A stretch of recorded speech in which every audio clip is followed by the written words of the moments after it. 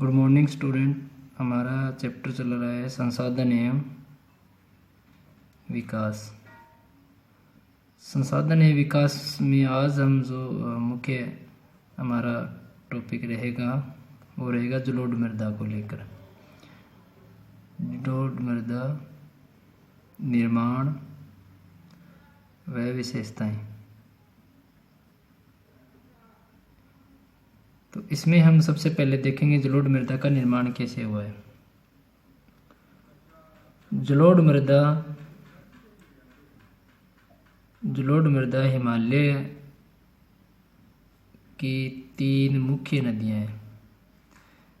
जलोढ़ मृदा हिमालय की 3 महत्वपूर्ण नदियों जिसमें हम सबसे पहले सिंधु, गंगा व ब्रह्मपुत्र का नाम लेंगे। तो ब्रह्मपुत्र गंगा सिंधु द्वारा लाए गए निक्षेपों से बनी है।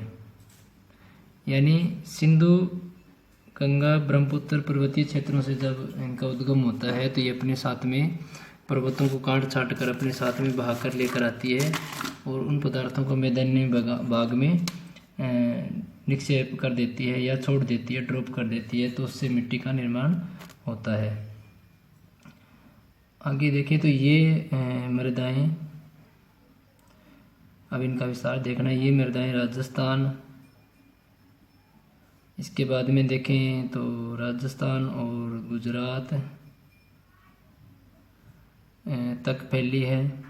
यानी राजस्थान और गुजरात तक इनका है ना विस्तार पाया जाता है। तो इससे पहले जो राज्य आगे जैसे गंगा, उत्तर प्रदेश है, हरियाणा है, पंजाब है, ठीक है, बिहार है, इस प्रकार के राज्यों में इनका विस्तार वो मुख्य रूप से पाया जाता है। तो राजस्थान और गुजरात में भी इन मिट्टियों का विस्तार पाया जाता है।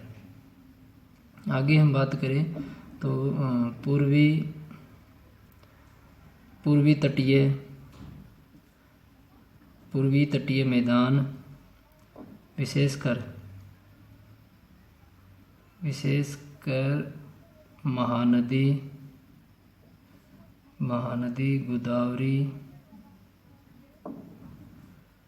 गोदावरी और कृष्णा और कावेरी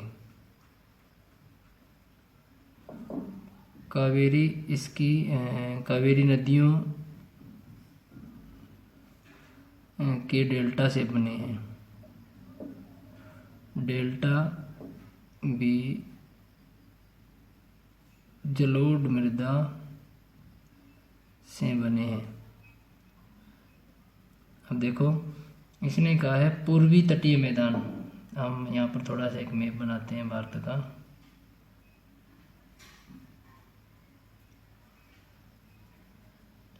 यानी पूर्व कौन सा भाग होगा? ये पूर्व होगा, ये उत्तर होगा, ये दक्षिणी होगा और ये पश्चिम होगा।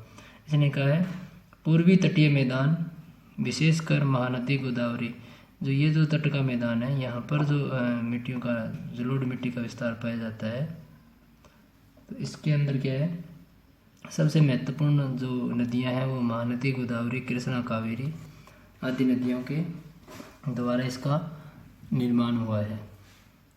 अब हम बात करते हैं इनकी विशेषताओं की। विशेषता में हम नंबर 1 लेंगे जलोढ़ मृदा में रेत, सिल्ट और मृत्तिका होती है। मृत्तिका पाई जाती है। यानी इसके अंदर रेत के कण, सिल्ट और मृत्तिकाएं, ये हमारे जो चट्टानी भाग होते हैं उनकी जब ये अपर्दन करती है तो इसके अंदर ये इस प्रकार की विशेषताएं हमारे जलोढ़ मृदा में देखने के लिए मिलती है।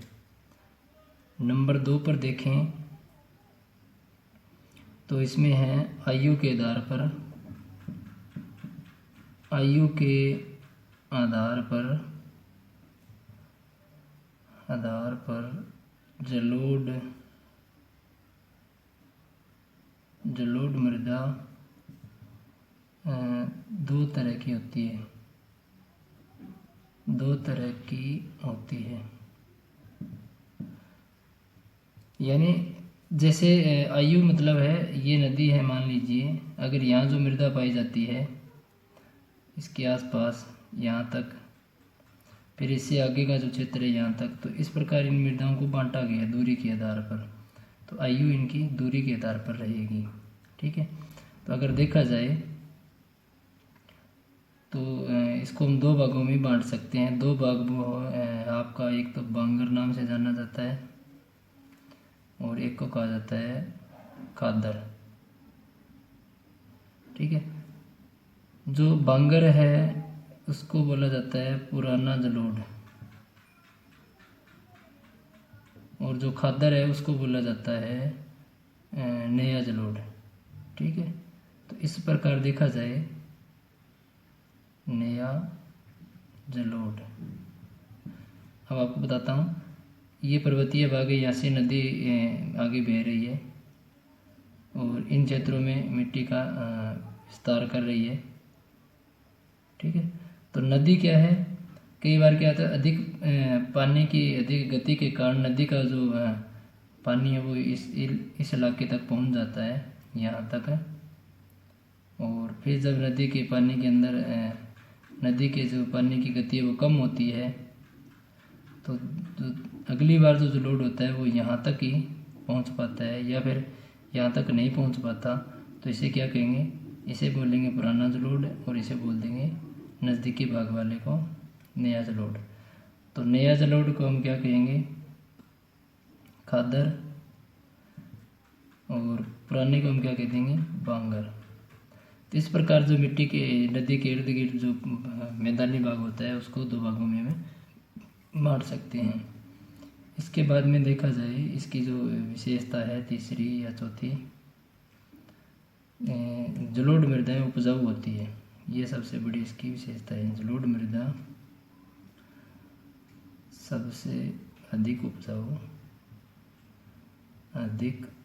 उपजाऊ मानी गई है।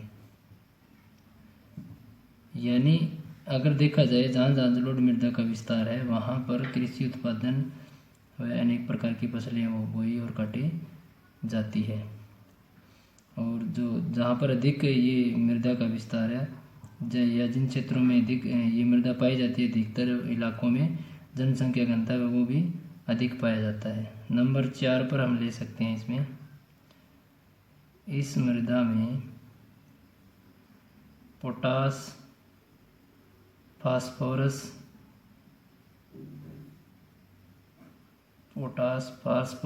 व चूना की प्रधानता पाई जाती है।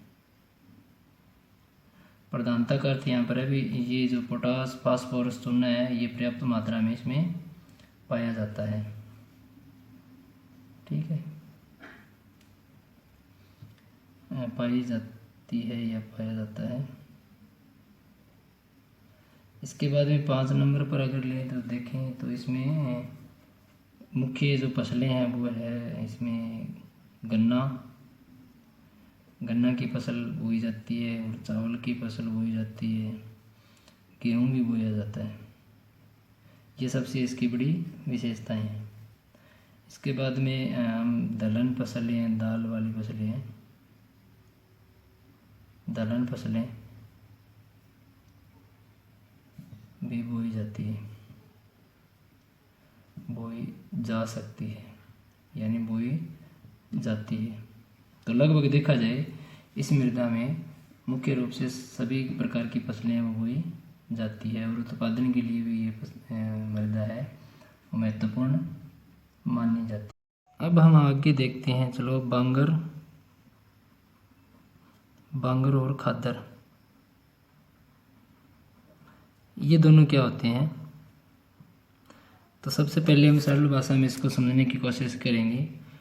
जो आपका ये खादर होता है ये एक नवीन जलोढ़ होता है। मैं यहाँ लिख रहा हूँ नीचे नवीन, और ये एक है पुराना, नवीन जलोढ़, और ये एक पुराना जलोढ़। ठीक है, तो इस प्रकार ये एक नया होता है खादर वाला, और ये एक पुराना होता है। यानी अगर हम साधारण भाषा में इसको समझें तो ये कोई नदी है, ठीक है, पर्वतीय क्षेत्रों से इसका उद्गम हुआ है, ये ऐसे आ रही है।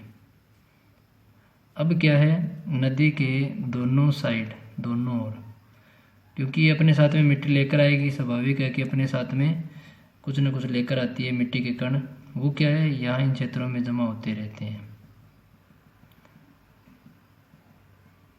बाढ़ वाले क्षेत्रों में ज़्यादातर ये मिट्टी है वो। तो ये जो दूर का हिस्सा होता है इसे बोला जाता है खादर, यानी ये जो पार्ट है इसे बांगर बोलेंगे, और जो ये नज़दीक का पार्ट है इसे बोलेंगे खादर। खादर के ऊपर परत चढ़ती रहती है, क्योंकि नदी में पानी चलता रहता है और ये नज़दीकी भाग होता है, इसे खादर बोला जाता है। और जो दूर का क्षेत्र होता है, यहाँ पर नदी का पानी यहाँ पर जो नई मिट्टी का विस्तार कब होगा, जब नदी उफान पर होगी या बाढ़ आएगी। तो इन क्षेत्रों में जो मिट्टी है ये निक्षेपित पदार्थ है, वो कुछ समय के बाद में यहाँ पहुँच पाते हैं। यानी ये जो होती है मिट्टी, ये कम उपजाऊ होती है, कम उपजाऊ होती है, क्योंकि इसमें है ना कंकड़ पत्थर भी पाए जाते हैं। और ये मिट्टी होती है महीन कणों वाली होती है, और अधिक उपजाऊ होती है, अधिक उपजाऊ होती है। तो इस प्रकार देखा जाए तो सबसे पहले हम खादर में करेंगे खादर, उसके बाद में बांगर। तो इसको हमने साधारण भाषा में समझाया, नया जलोढ़ और पुराना जलोढ़। ठीक है, अब नया जलोढ़ कैसे है, क्योंकि पानी नदी में चलता रहता है और मिट्टी के कण वो जमते रहते हैं, परत एक दूसरे पे चढ़ती रहती है। और यहाँ पर पानी, यहाँ पर जो मिट्टी का निक्षेप कब होगा, जब नदी में पानी की मात्रा बढ़ेगी, यानी बरसात के मौसम में जब नदी उफान पर होगी, तो यानी बाढ़ आएगी, तो इस मिट्टी पर एक नई परत चढ़ जाएगी। तो सबसे पहले इसमें देखते हैं हम खादर में, यह नवीन जलोढ़ है। ठीक है, और इधर देखें तो यह प्राचीन जलोढ़ है। इसके बाद में यह नदियों के समीप पाया जाता है, यह नदियों के समीप पाया जाता है। यह नदियों से दूरवर्ती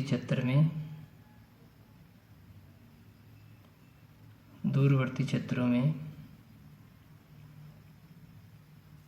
पाया जाता है। ठीक है, इसकी दो विशेषताएं आपको समझ में आ गई होगी।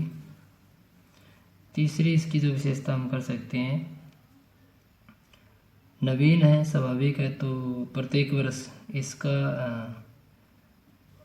इसका प्रतिवर्ष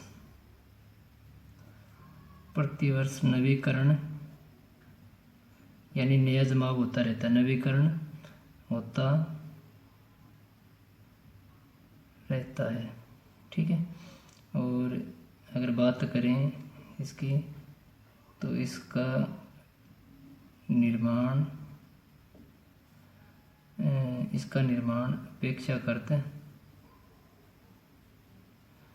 अपेक्षाकृत काफ़ी समय बाद होता है। इसके बाद में 4 नंबर पर समझें इसको, तो ये है अधिक उपजाऊ होती है,